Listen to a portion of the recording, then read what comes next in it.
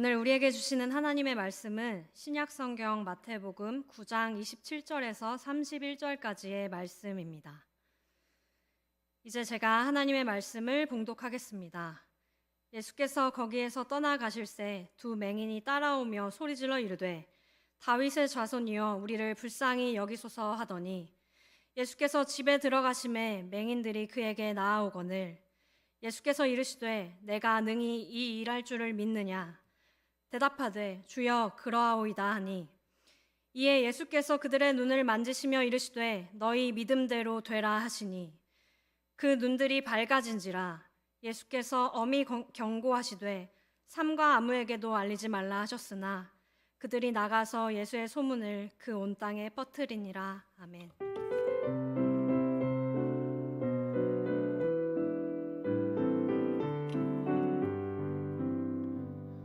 참 좋으신 주님의 평강이 예배를 드리시는 모든 분들에게 함께 하시기를 소망합니다.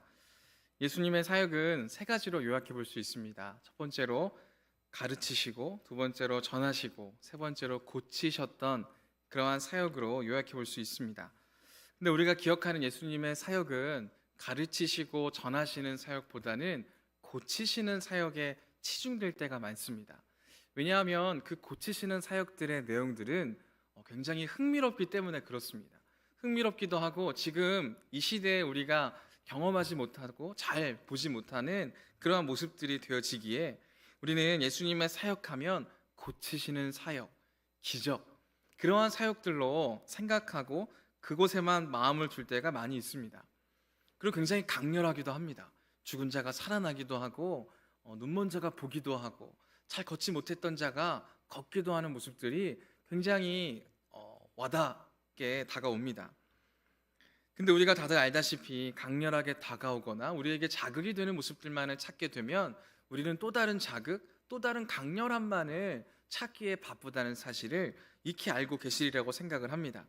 그렇기 때문에 그러한 부분들에 관심을 가지고 그러한 부분들에 대한 말씀들을 우리가 읽을 때는 참 재밌고 좋습니다. 근데 가르치시고 전하시는 모습들을 보게 될 때 너무 읽기 힘든 우리의 모습들을 발견하게 될 때가 있다는 것입니다. 그래서 우리가 성경을 읽을 때 항상 그렇잖아요. 창세기를 읽으면요 굉장히 흥미롭고 재밌습니다. 그러다가 율법 얘기가 딱 나오게 될 때 너무 읽기 힘들고 그 이상 넘어가기가 어려운 우리의 모습들을 발견하게 될 때가 많다는 것입니다.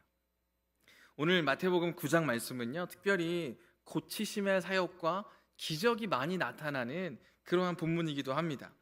그럼 오늘 9장 말씀 속에서 나타나는 두 명의 이 맹인에 대한 말씀을 살펴보면서 이 맹인들의 마음의 중심이 어디에 있었고 그들의 관심사가 어디에 있었는지를 살펴보기를 원하고요. 그러한 모습들을 통해서 내가 관심 있어 하는 부분은 어디에 있었는지, 나의 믿음의 중심은 어디에 있었는지를 다시금 돌아보며 함께 말씀을 나누어 보도록 하겠습니다.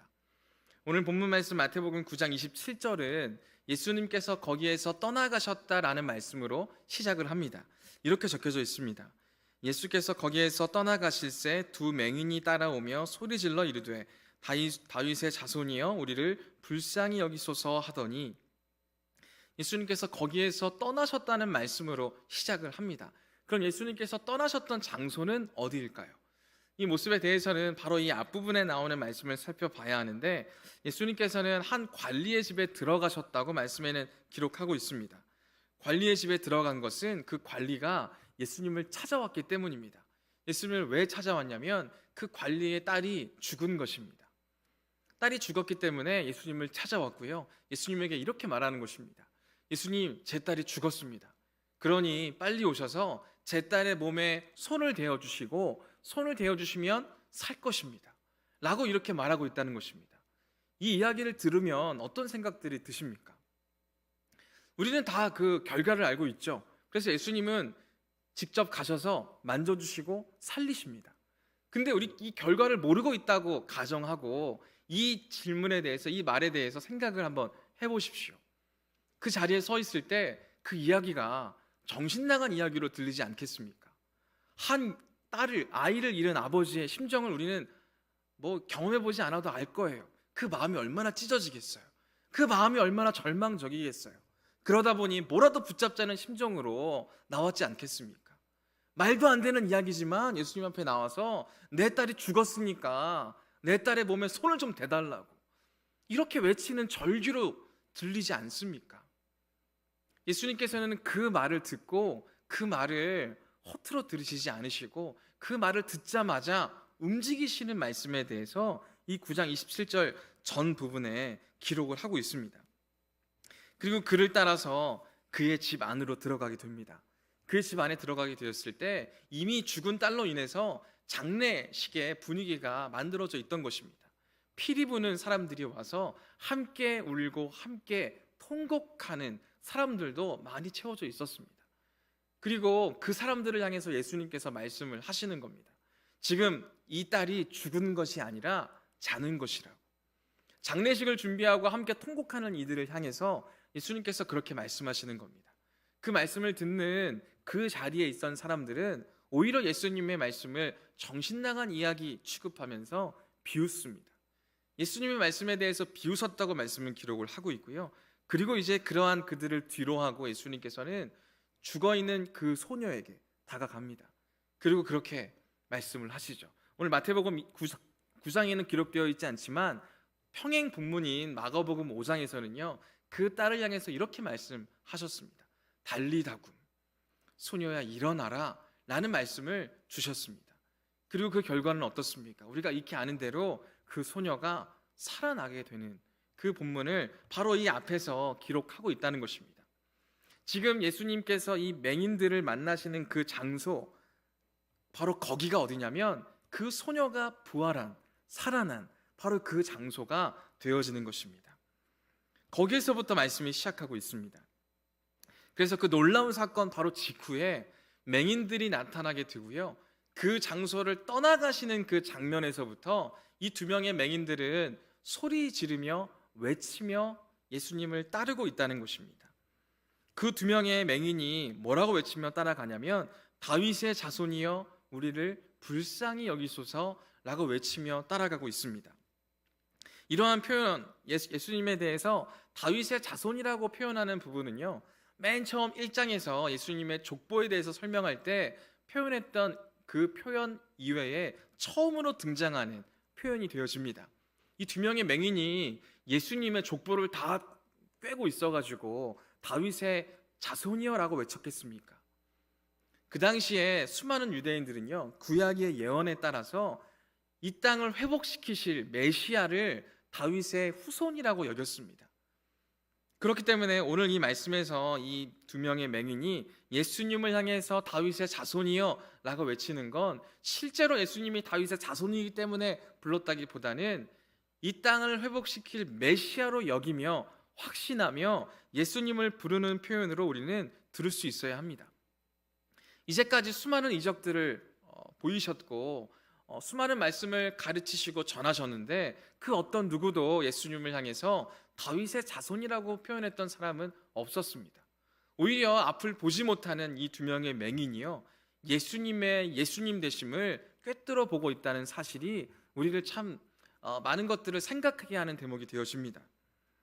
그리고 이 두 명의 맹인은요 예수님을 향하여서 이렇게 이야기를 하죠. 우리를 불쌍히 여겨 주십시오. 이 두 명의 맹인이 예수님을 찾아간 목적이 뭐에 있었겠습니까?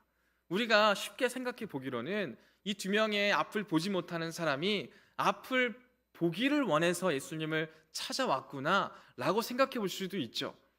그랬다면 이 두 명의 맹인이 다르게 외쳤을 거예요. 뭐라고 외쳤겠습니까? 능력이 있으신 분이라고 외치지 않았겠습니까?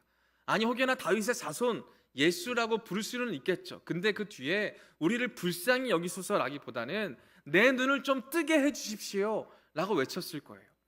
실제로 마태복음 9장을 보다 보면 그러한 문제를 가지고 있던 사람들이 그 문제를 명확하게 이야기하는 모습들이 있다는 것이죠. 앞서도 그 관리의 딸이 죽었을 때 그 관리가 뭐라고 이야기했습니까? 내 딸을 살려주십시오 라고 말하지 않았습니까?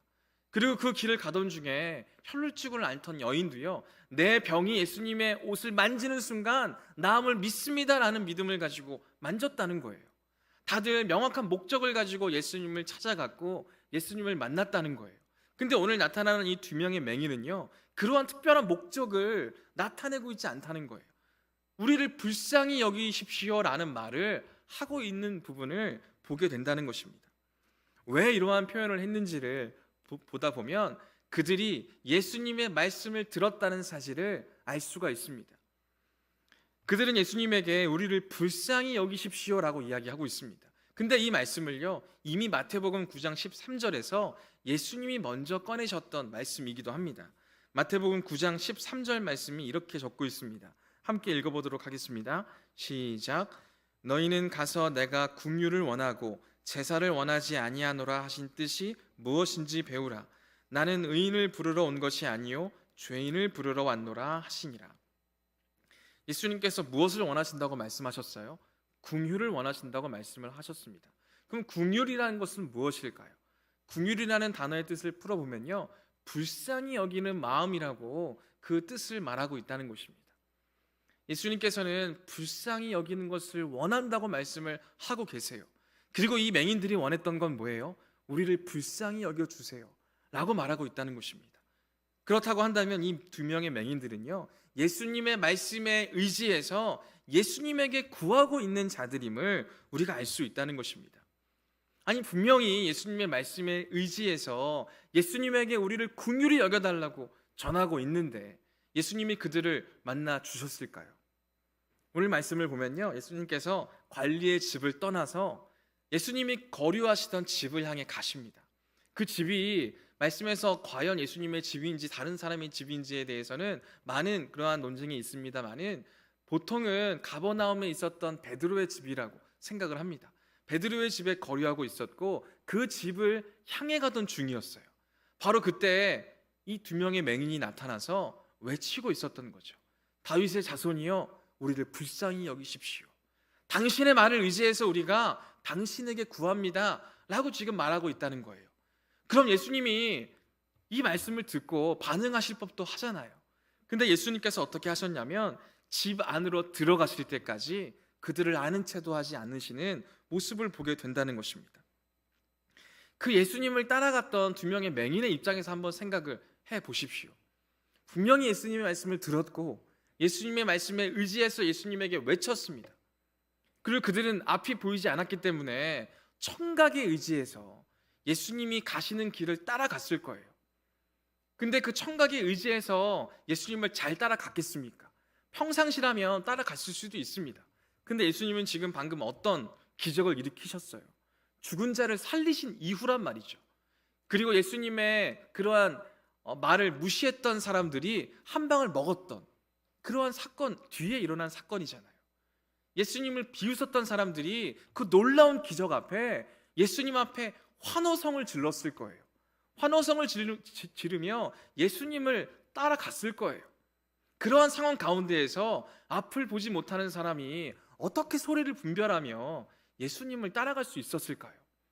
물론 시끌시끌한 장소를 찾아갔을 수도 있을 거예요.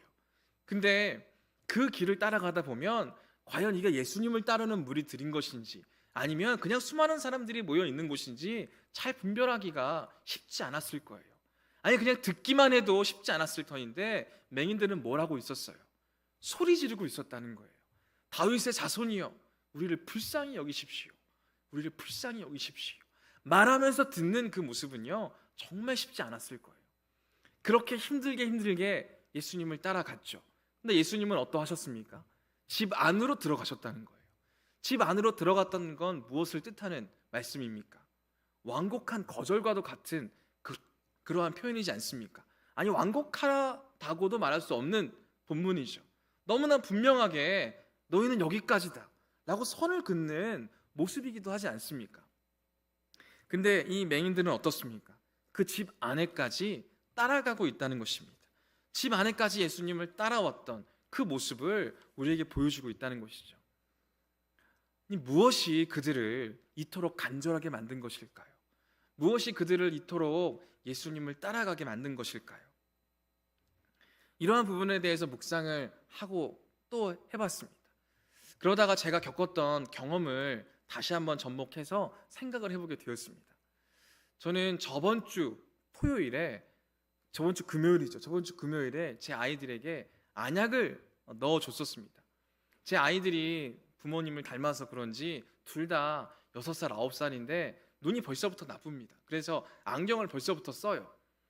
근데 성장기다 보니까 안경을 써도 근시가 굉장히 빠르게 진행이 된다고 하더라고요. 그래서 병원에서는 근시를 진행하는 걸 조금 늦춰주는 안약을 좀 넣자고 말씀을 하시더라고요. 근데 그 안약이 조금 세니까 안약을 한 방울 넣고 인공 눈물을 3방울 넣자라고 말씀을 하셔서 매일매일 저녁마다 안약을 넣어주고 인공 눈물을 넣어줍니다. 근데 인공 눈물을 넣다 보면 꼭 남아요. 남다 보니까 그 남은 인공 눈물은 저랑 아내가 한 방울씩 넣습니다. 근데 저번 주 금요일에 저는 분명히 인공 눈물을 넣었다고 생각했는데 이 안약을 넣자마자 뭔가 눈이 화한 거예요. 그리고 초점이 잘 맞지 않고 거리감이 너무나 멀게 느껴지는 거예요. 그러한 상태에서 내가 왜 이럴까? 인공 눈물을 넣었다고 여전히 생각하는 가운데 내가 왜 이럴까 생각을 해봤습니다. 그러다가 그래, 내가 이번 한 주간 너무 무리했다, 너무 피곤한가 보다 하루가 바로 잠자리에 누웠어요. 그렇게 눕고 나서 그 다음 날이 돼서 토요일 아침에 출근을 하려고 일어나서 화장실에 들어갔는데 여전히 막 거리감이 잘 잡히지 않고 초점이 잘 잡히지 않는 거예요. 금방 나아지겠지 하는 마음을 가지고 옷을 차려입고 밖으로 나왔습니다. 밖에 나왔더니 해가 아주 쨍쨍하더라고요. 해가 쨍쨍한 곳으로 딱 나가자마자 앞이 안 보이더라고요. 너무 막 화나니까 그냥 온통 하얗게만 보이더라고요. 그늘에 있을 때는 어느 정도 보이는데 밖에 나왔을 때는 잘 보이지 않는 그 상태를 경험했습니다. 어찌어찌 차에 타니까 또 그늘이 어느 정도 있으니까 교회에 어떻게 왔습니다.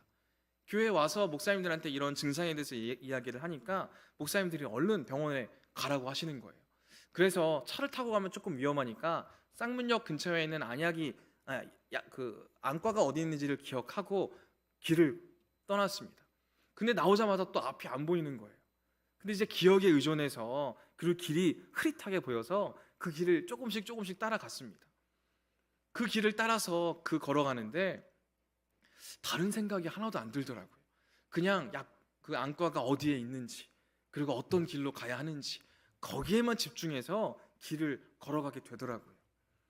그러한 생각들을 하면서 이 맹인들이 예수님을 찾아갔던 그 여정이 생각이 나더라고요. 그 막 복잡하고 소리로 분간할 수 없고 외쳐야 되는 그 상황에서 어떻게 그들이 예수님을 찾아갈 수 있었을까? 예수님이 계신 것과 예수님을 찾아 따르는 모습이 그들의 마음 가운데 있었기 때문에 그러한 상황 가운데에서도 예수님을 찾아갈 수 있었던 것은 아닐까? 예수님이 집 안에 들어가셨던 그 순간에도 예수님이 하나님이 우리에게 주신 메시아이신 것과 그를 찾아 따르기를 원하는 그들의 갈망이 예수님 앞에까지 가게 한 것은 아닐까라는 생각을 그 짧은 체험 가운데 할 수 있었다는 것입니다. 모든 맹인이라고 해서 그런 모습을 가질 수 있었던 것은 아닐 거예요. 그들의 마음에는 맹인이고 뭐고 상관없이 메시아가 계신 것을 믿는 믿음이 있었고 그를 찾아 따르기를 원하는 마음이 그 중심에 있었기 때문에 가능했다는 것이죠. 믿음장으로 알려진 히브리서 11장 6절 말씀에 이렇게 기록되어 있습니다. 우리 그 말씀을 함께 읽어보도록 하겠습니다. 시작. 믿음이 없이는 하나님을 기쁘시게 하지 못하나니 하나님께 나아가는 자는 반드시 그가 계신 것과 또한 그가 자기를 찾는 자들에게 상 주시는 이심을 믿어야 할지니라. 말씀 속에 맹인들은 분명하게 하나님이 주신 메시아가 계신 것과 그분을 찾아 따르기를 원하는 그 중심이 있었다는 거예요. 그 중심이 있었기 때문에 그러한 열악한 상황 가운데에서도 예수님만을 따라가고자 하는 그러한 믿음을 잃어버리지 않을 수 있었다는 것입니다. 우리의 모습을 한번 돌아봅시다. 우리의 상황이 그와 같을 때 어떤 생각들을 할 것 같으십니까? 이 맹인들은요, 수없이 포기할 만한 상황이 있었을 거예요. 내가 눈이 안 보이는데 귀로 들으면서 가야 되는데 아니 왜 이렇게 많은 사람들이 시끄럽게 하냐고, 왜 많은 사람들이 이렇게 여기저기를 왔다 갔다 하냐고 핑계를 대며 탓을 하며 따르지 않을 수도 있었을 거예요. 아니 그럼 귀로만 듣게 하시던가 왜 나로 외치게 해서 이렇게 따르기를 힘들게 하시는가 라고 하며 그 길을 멈춰섰을 수도 있었을 거예요. 그러한 우리의 믿음의 모습이 있지는 않았습니까? 내가 믿음대로 나아가기를 원하지만 내가 믿음대로 가지 못하도록 너무 분주한 삶이 내 앞에 있다고, 너무 두려운 순간들이 내 주변에 많다고, 내가 너무 힘들다고, 내가 너무 연약하다고, 내가 지금 번아웃에 빠졌다고, 여러 가지의 모습을 이유로 들면서 예수님을 그래서 따르지 못하는 우리들의 모습이 있지는 않습니까? 오늘 맹인들의 모습을 통해서 우리에게 도전하고 계시는 거예요.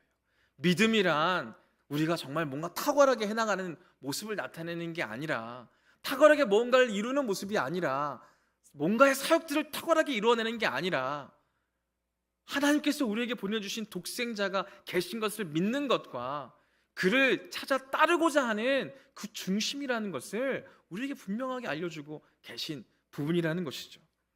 오늘 맹인들은 그것을 붙잡았기 때문에 집 안에 계신 예수님에게 나아갈 수 있었다는 것입니다. 그리고 예수님께서는 그들을 박대하시지 않고요, 그들에게 이렇게 질문하셨다는 것입니다. 내가 능히 이 일을 할 줄을 믿느냐? 라고 말씀하셨습니다. 그 질문에 맹인들은 이렇게 답합니다. 주님, 그렇습니다. 라고 답하고 있다는 거죠. 바로 전에는요, 다윗의 자손이었어요. 근데 이제는 그렇게 질문하시는 예수님이 자신들의 주님이시라고, 나의 주인이시라고 고백하고 있다는 것입니다. 그 중심으로 지금 주님 앞에 서 있다는 것을 우리에게 분명하게 도전하고 계신다는 것이죠. 우리보다 더 열악하고 쉽지 않은 환경에서 그들은 주님을 찾아갔고 신뢰함으로 주님을 찾았고 따르기로 결단하였습니다. 그리고 예수님께서는 그들의 눈을 만지시며 이렇게 말씀하셨죠. 너희 믿음대로 되라. 그 믿음이 어떠한 모습을 가지고 있습니까? 그 믿음은 단순합니다. 하나님께서 우리에게 보내주신 독생자가 계신 것과 그를 찾아 따르고자 하는 믿음의 모습, 그 믿음의 모습을 우리에게 말씀하시는 것이고요, 그 믿음의 모습대로 되리라라는 말씀을 주고 계신다는 것이죠. 그래서 그들은 앞을 보게 되었습니다. 아니, 그것은 단순한 표징에 불과할 것입니다. 그 앞을 보지 못하는 사람들이 구하고 찾았던 것은요, 하나님이 보내주신 이 메시아가 이 땅을 회복하고 이 땅을 치유하시리라는 거였습니다. 그것을 구해서 예수님을 찾아갔고 예수님을 따르기를 원했던 거예요. 그 믿음대로 예수님께서는 회복시켜 주시는데, 그 회복은 이스라엘의 회복을 먼저 성취하시는 모습에 불과했다는 거예요. 자신들은 눈이 떠지는 것을 구했던 것이 아니라 지금 핍박받고 있고 고난받고 있는 이 이스라엘이 회복되기를 바라는 마음으로 예수님을 찾아갔고, 그것을 이루기를 원하시는 하나님의 성취를 미리 경험하고 있다는 것이죠. 이러한 모습들을 보면서 우리에게 도전하고 있는 것입니다. 우리는 얼마나 많은 것들에 마음을 빼앗기고 있습니까? 우리는 얼마나 많은 것들에 우리의 마음이 분산되어 있습니까? 오늘 이 맹인들의 모습들을 통해서 우리가 그 한 가지에 집중하기를 원하신다는 것입니다. 저번 주중 새벽기도 말씀에서 창세기의 본문을 함께 나누었었습니다. 창세기의 말씀에 주된 인물이 누구였냐면 야곱이었습니다. 야곱에 대한 본문들을 묵상하다 보면요, 너무 마음이 답답하더라고요. 하나님께서는 거듭거듭 야곱에게 말씀하시고 약속해 주시고 복을 주신다고 말씀을 하세요. 그럼 야곱이 그 앞에서 아멘으로 받아요. 받으면 말씀대로 담대함으로 순종함으로 승리하는 삶을 살아가야 할 터인데, 야곱은 늘 뒤돌아서면 자신의 꾀와 자신의 꼼수를 여전히 믿고 그대로 행하는 모습들을 나타내요. 그래서 또 일이 꼬여서 어려워지면요, 하나님께서 또 구해주세요. 그리고 내가 너를 지킬 것이고 내가 너를 평안히 돌려보내겠다라고 말씀해 주세요. 그럼 또 그 말씀을 의지해서 믿음으로 나아가면 되는데, 또 자신의 꼼수와 자신의 꾀를 의지하는 모습을 우리에게 보여준다는 거예요. 그 말씀들을 보고 또 볼 때마다요, 너무 지긋지긋한 거예요. 지긋지긋하면서 그 야곱을 향해서 이렇게 말하게 돼요. 언제까지 이럴 거야? 아니, 언제까지 너의 꼼수로 또 이를 어그러 틀릴 거야? 근데 그 질문을 던지는데 하나님께서 그 질문을 그대로 저에게 하시는 것 같았어요. 너 언제까지 그럴래? 너 언제까지 네 잔머리로 뭔가 해볼래? 라는 말씀으로 듣게 하시더라고요. 야곱을 욕했고 야곱을 뭐라고 했지만 야곱 못지않게 걱정과 근심으로 인해서 마음이 분산되고 나누어지고 또 다른 것들의 마음을 뺏기는 저 스스로를 볼 수 있었다는 것입니다. 저뿐만이 아니리라고 생각을 합니다. 우리 또한 그렇잖아요. 말씀으로 위로를 받고 말씀으로 힘을 받고 말씀으로 주님의 약속을 누리고자 하지만 바로 월요일이 되어지고 바로 현실 앞에 나아가게 될 때 또 다른 걱정과 또 다른 근심, 또 다른 불안이 우리의 마음을 빼앗고 있지는 않습니까? 마음이 빼앗기지 않아야겠다, 내가 담대하게 나아가야 하겠다 라고 결단을 할 때 걱정이 되지 않고 염려가 되지 않고 근심이 되지 않으면 얼마나 좋겠어요.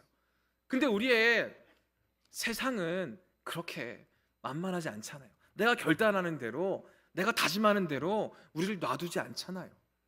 늘 걱정과 불안과 염려는 우리를 찾아올 거예요. 그럼 그때 우리는 어떻게 해야 하겠습니까? 말씀을 더 가까이 하는 삶을 살아야 하지 않겠습니까? 저는 이러한 부분을 도전하고 싶어요. 걱정과 불안과 근심이 월요일만 되면 우리를 찾아오게 될 때 말씀을 딱 찾으세요. 성경을 딱 펴세요. 그리고 거기 읽으세요. 그리고 그 말씀을 붙잡고 이겨내세요. 굉장히 뜬금없이 들리십니까? 어거스틴이라고 하는 사람이 있어요. 그 사람이 이러한 걱정과 근심으로 염려로 불안하고 떨려할 때 어떤 노랫소리를 듣습니다. 들고 읽어라, 들고 읽어라. 그리고 그 노래 가사를 들은 어거스틴이요, 말씀 성경을 딱 펴고 중간으로 딱 펴니다. 로마서 13장 13절에서 14절 말씀을 딱 찾게 되고요, 그 말씀으로 이 어거스틴이 회심을 경험하게 되는 부분을 우리에게 보여주고 있어요. 두려움과 불안과 걱정과 근심이 우리의 마음을 찾아올 때 말씀을 가까이 하는 게 그렇게 실질적인 모습으로 우리에게 도전되어져야 할 수 있어야 한다는 거죠. 물론 이러면 안 되겠죠. 자, 오늘의 운세는 어떨까? 딱 피고, 오늘은 복 주신다고 했어, 이러면서 나가라는 말이 아닌 거예요. 나의 마음을 빼앗기는 수많은 것들이 있다면 그 수많은 것들을 이겨내기 위해 말씀을 가까이 하는 그런 모습이 우리에게 있어야 한다는 거죠. 그런 모습을 우리가 쉽게 도전할 수 없다면 공동체의 도움을 받으세요. 청년부의 도움을 받으세요. 내가 진짜 나 혼자서는 할 만한 힘과 능력이 없습니다 라고 했을 때 뜰팸 가족의 도움을 받으세요. 그렇게까지 나를 오픈하고 싶지 않다면 우리 청년부에서 또 이번 주 금요일부터 하는 심부름에 참여하세요. 그것마저도 조금 부담이 된다 하면 동아리 신청을 하세요. 그것마저도 힘들다 싶으면 교육자와의 대신방을 통해서 교육자의 도움을 받으세요. 내가 어떻게든 이 세상을 살아가면서 내 마음이 분산되지 않고 하나님이 계신 것과 하나님을 찾아 따르는 모습을 도전하기를 원하신다면 이러한 여러 가지의 모습들을 우리가 가질 수 있어야 한다는 것이죠. 오늘 말씀을 통해 이 맹인들은 그 자리를 붙잡은 거예요. 자신들이 하나님께서 우리에게 보내주신 독생자가 계신 것과 그를 찾아 따르는 모습 가운데 온전히 나아갈 수 있었다는 것은 이러한 중심이, 이러한 도전들이 그들의 모습 가운데 있었다는 걸 뜻한다는 것입니다. 마지막으로 예수님께서는 이제는 앞을 볼 수 있게 된 사람들에게 엄히 경고하시고 아무에게도 이 일을 알리지 말라고 하십니다. 이 말씀을 볼 때마다 참 난해해요. 아니, 정말 놀라운 일인데 앞을 못 보는 사람이 앞을 보게 된 것만으로도 수많은 사람들이 믿을 수 있을 터인데 왜 이걸 알리지 말라고 하시는가? 라는 의문이 들 때가 있어요. 그럼 우리가 한번 이 말씀을 곰곰이 생각해 볼 필요가 있죠. 왜 이걸 알리지 말라고 하셨을까? 이 일을 알리지 말라고 하신 그 뜻과 의도가 있지는 않을까? 곰곰이 한번 생각해 보는 거죠. 분명 예수님께서는 그것을 알리지 말라고 하셨던 것은 먼저는 아직 주님의 때가 되지 않았다는 걸 의미하는 것일 겁니다. 두 번째로 무엇입니까? 두 번째로 사람은요, 듣고 싶은 것만 듣고 전하고 싶은 것만 전하고자 하는 그러한 성향이 있다는 것이죠. 이것이 무엇이냐면 맹인들이 만약에 예수님께서 많이 전해라라고 했을 때 그걸 전한다고 쳐요. 처음에 맹인들은 제대로 전했을 거예요. 예수님이 정말 이 땅에 오신 메시아로서 이 땅을 회복시키시고자 그 먼저 성취되는 모습을 보이고자 나의 눈을 뜨게 해주셨다, 전한다고 쳐요. 그렇게 전했을 때 사람들이 뭘 듣겠어요? 눈을 뜨게 해주시는 분. 그리고 사람들은 그 소식만을 전할 거예요. 여기에 눈을 뜨게 해주시는 분이 있어, 눈을 잘 고쳐주는 의사가 있어, 용한 사람이 있어, 이런 말들만이 전해질 거예요. 그리고 나서 수많은 사람들이, 군중들이 그러한 군중 심리로 예수님에게 나올 거예요. 그러한 일들을 예수님께서는 미연에 방지하기를 원하셨다는 것을 우리가 생각해 볼 수 있다는 거죠. 그 외적으로도 많은 부분들이 그 명령 가운데 들어 있습니다. 근데 이 맹인들은 어떻게 했습니까? 그 예수님의 말씀이 채 끝나기도 전에요, 나가서 온 땅에 그 소문을 전했더라라고 말씀이 기록하고 있어요. 야, 이 모습을 보면요, 눈 하나 고쳤다고 이제 끝났나 보다, 말씀도 잘 안 듣네 라는 생각을 할 수도 있지만, 그들의 마음을 이해할 수 있는 대목이 있잖아요. 이제까지 보지 못했던 그들이요, 보게 된 거예요. 보게 된 그 사실이 너무나 기쁘고 그게 주체할 수 없어서 전하는 마음을 우리는 이해할 수 있어야 한다는 거죠. 저희 집에도 이러한 사람이 한 명 있어요. 저희 딸은요, 한 주간에 있었던 일을 고이고이 모셔놨다가 주일만 되면요, 유년부 목사님에게 가서 다 얘기를 해요. 그래서 오고 가면서 유년부 목사님을 만나게 될 때 목사님이 목사님 저한테 어디 가셨었다면서요? 딱 얘기하면 막 흠칫흠칫 놀라요. 거기 있었어요? 라고 막 얘기하면서 막 괜히 감시받는 것 같고 이런 생각이 막 들어요. 그래서 막 얘기를 하다 보면 제 딸이 한 주간 있었던 즐거웠던 일을 다 말한대요. 분명히 제 딸에게 분명히 신신당부하거든요. 교회 가서 쓸데없는 얘기 하지 말고 그런 얘기들을 막 해요. 근데도 저희 딸이 그런 얘기를 하는 건 한 주 동안의 그 모든 일들이 너무 즐거웠고 기뻤다는 걸 의미하는 거죠. 저는 그래서 오늘 맹인들을 이해할 수 있어요. 근데 반대로 맹인들은 그 기쁨을 주체하지 못하고 그 소식을 전했어요. 근데 우리는 어떻습니까? 우리는 그보다 더 큰 사랑과 더 큰 섬김과 더 큰 기적을 경험할 수밖에 없는 존재들이지 않습니까? 그 기쁨이 우리에게 여전히 기쁜 소식입니까? 그 소식이 우리에게 여전히 복음입니까? 그럼 내게 여전히 기쁨이고 내게 여전히 복음이면 그걸 전하지 못하고는 내가 가만히 있지 못하는 사람이십니까? 아니면 나 혼자 그 기쁨을 잘 혼자 누리고 계십니까? 오늘 이 맹인의 행동은요, 우리에게 우리의 모습을 돌아보게 하는 귀한 도전이 되어진다는 것이죠. 우리는 이 맹인들보다 더 큰 사랑을 경험하지 않았습니까? 하나님께서 우리를 너무나도 사랑하셔서 독생자를 우리에게 보내주셨고요, 그 독생자로 인해서 우리가 구원받은 사람이 되었습니다. 그리고 지금도 여전히 우리를 이끄신다고 말씀하고 계신다는 거예요. 그것이 우리에게 정말 복음이 되어집니까? 그게 정말 우리에게 기쁜 소식이십니까? 그게 정말로 우리에게 기쁜 소식이고 복음이 되어지기를 원합니다. 그리고 그 복음이 전하지 않고는 내가 참을 수 없을 만큼의 복음이 될 수 있기를 바랍니다. 그러한 자리들을 통해서 하나님께서 더 크게 역사하실 것이고 더 크게 우리를 인도해 가실 줄 믿습니다. 제가 아까도 말씀을 드렸지만 제가 눈을 보지 못하던 그때가 있다고 말씀을 드렸죠. 약 때문에 잠시 있는 증상이라고 생각했습니다. 그리고 그걸 염두에 두고 병원에서 진료도 받았어요. 근데 병원의 의사 선생님이 그러시더라고요. 그 안약을 넣어서 잠시 동안 잘 보지 못하는 것은 맞는데 지금 눈이 좋지 않은 상황인 건 맞다고, 녹내장 초기 증상인 것처럼 보인다고, 잘 왔다고 이렇게 말씀을 하시는 거예요. 그 말씀을 듣는데 나를 인도하시고 나를 지키시고 나를 보호하시는 하나님의 손길이라는 걸 알 수가 있었습니다. 괜히 이상한 안약을 넣어서가 아니고 하나님의 섭리구나, 하나님의 도우심이구나, 하나님의 이끌어 주심이구나, 그 사실을 깨달을 수 있었다는 거예요.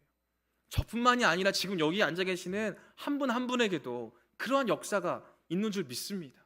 그러한 우리의 하나님의 돌보심, 하나님의 인도하심을 우리가 돌아볼 수 있는 모든 분들이 되시기를 원해요. 그러한 모습들을 돌아보고자 할 때 분명히 우리는 그 은혜들을 찾을 수 있습니다. 발견할 수 있습니다. 그리고 그 은혜 가운데 우리가 기쁨을 누릴 수 있음을 믿습니다. 지금도 우리를 이끌어 가시고 지금도 우리를 기쁜 소식으로 즐겁게 하시는 그 하나님의 손길 가운데 머무를 수 있는 우리 모든 분들이 되실 수 있기를 간절히 소망합니다. 다시금 이 질문 앞에 우리도 그와 같이 답변하기를 원합니다. 너희의 믿음대로 되라. 네, 주님, 그렇습니다. 이러한 답변으로 다시금 믿음 앞에 나아갈 수 있는, 그래서 보내심을 받을 수 있는 우리 모두가 되시기를 간절히 소망합니다. 함께 기도하겠습니다. 이 시간 함께 기도하실 때 우리의 믿음을 위해 기도하기를 원합니다. 내가 주님을 믿는다고, 예수님을 사랑한다고 고백하지만 우리의 마음의 중심은 하나님만을 향해 있던 적이 얼마나 있습니까? 하나님을 향해 내가 나아가겠다고, 하나님만을 믿겠다고, 하나님만을 사랑하겠다고 고백하지만 늘 세상 앞에 나아갔을 때 세상 가운데 우리의 마음을 빼앗기고 또 빼앗기고 여전히 분주한 우리의 삶을 돌아보게 될 때 내가 그렇게 하나님만을 믿는 삶으로 살아갈 수 없노라고 수많은 변명거리를 꺼내고 있었던 우리의 모습이 있지는 않았습니까? 그러한 변명거리를 꺼내보자면 이 맹인들만큼 많이 꺼낼 수 있는 사람은 없을 것입니다. 하지만 이 맹인은 그 수많은 악조건과 수많은 핑계거리를 뒤로하고 하나님이 우리에게 보내주신 독생자가 계신 것과 그 독생자를 찾아 따르기를 원하는 중심이 있었기에 그 길을 따를 수 있었습니다. 그들이 그 길을 따라갔다면 우리 또한 얼마든지 그 길을 걸어갈 수 있다는 것을 오늘 예수님께서는 이 사건을 통해 우리에게 보여주셨습니다. 이 맹인들의 모습들을 보면 우리 또한 그러한 모습들로 나아갈 수 있기를 바랍니다. 하나님이 우리에게 주신 예수 그리스도가 계신 것과 그를 찾아 따르고자 하는 그 중심이 우리의 믿음 생활 가운데 있게 해달라고 함께 기도할 수 있기를 바랍니다. 세상은 여전히 우리의 마음을 빼앗을 것이고, 세상은 여전히 우리를 분주하게 만들 것이고, 세상은 여전히 우리를 흔들 것입니다. 하지만 그러한 가운데에서도 예수님이 계신 것과 그 길을 따르고자 하는 마음을 잃지 않게 해달라고, 그 모든 수많은 악조건 가운데에서도 예수님만을 따르고자 하는 그 믿음이, 그 중심이 우리의 마음 가운데 있게 해달라고 함께 기도할 수 있기를 원합니다. 또한 그러한 여정을 걸어가는 우리 혼자만의 힘으로 그러한 모든 것들을 감당해 나가는 것이 아니라 우리의 공동체를 통해서, 우리의 모든 모임들을 통해서 그러한 부분들을 다시금 함께 도전하고 함께 결단하며 나아갈 수 있게 해달라고 기도하기를 원합니다. 또한 이번 한 주간을 살아가면서도 각자의 삶의 자리에서 그 중심을 잃지 않게 하시고, 그 중심으로 주님 앞에 나아가게 하시고, 그 중심으로 내게 허락하신 그 은혜에 감사하며 그 기쁨을 이기지 못해 주님을 전하고 또 전하게 되는 우리 모든 사람들 될 수 있게 해달라고 이 모든 기도의 제목들을 놓고 함께 기도하도록 하겠습니다. 사랑과 은혜가 풍성하신 아버지 하나님, 감사합니다. 하나님, 우리의 삶과 우리의 모든 방향을 주님께서 인도하시고 주님께서 붙잡아 주시는 줄 믿습니다. 그러한 여정 가운데 있는 우리가 여전히 주님의 손길을 붙잡고 나아가기보다는 하나님의 손길을 바라보면서도 좌우를 살피며 다른 곳에 우리의 마음을 빼앗기고 다른 곳에 우리의 시선을 둘 때가 많이 있었음을 고백합니다. 하나님, 이러한 우리의 연약함을 아시오니 우리의 마음을 지켜주시고 우리의 중심을 지켜주시옵소서.